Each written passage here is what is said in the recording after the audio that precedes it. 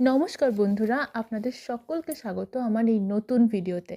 ইংরেজি বর্ণমালার এই এস নামক লেটারটির ওপরে অনেক কিন্তু গুণ আছে।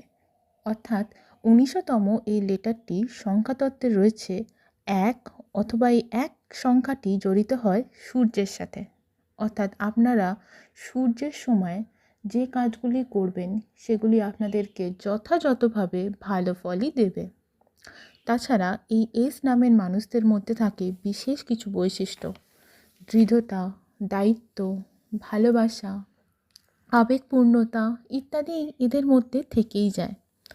আর এই সব কিছুই তারা সম্পর্কতে উজাড় করে দেয়। তবে সম্পর্কের ক্ষেত্রে আবেগকে এরা নিয়ন্ত্রণ করতে পারে না, আবেগকে কাজে লাগিয়ে ফেলে এবং আফসোস করে। আসলে এই এস নামের যে ব্যক্তিরা আছে তারা কিন্তু নিজেরা সম্পূর্ণরূপে একজনকে ভালোবাসতে পারে, আর তারা আশা করে সেও তাকে তার মতনই ভালোবাসবে, কিন্তু তাতেই এরা প্রত্যাখ্যাত হয়। আপনারা খুব পছন্দ করেন যাদেরকে, তারাই আপনাদের অপ্রত্যাশিত অপমান করে, জীবনে আপনাদের দুঃখ দেয়।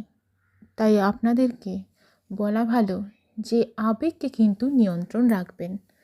জানুয়ারি মাসেতে আপনাদের কাছে অনেক নতুন নতুন অপরচুনিটি আসতে পারে, কিন্তু যদি আপনারা নিজেদের আবেগকে নিয়ন্ত্রণ করতে না পারেন, বিশেষ করে সম্পর্কের ক্ষেত্রে, তাহলে আপনারা নিজেদের দুঃখ নিজেরাই ডেকে আনবেন।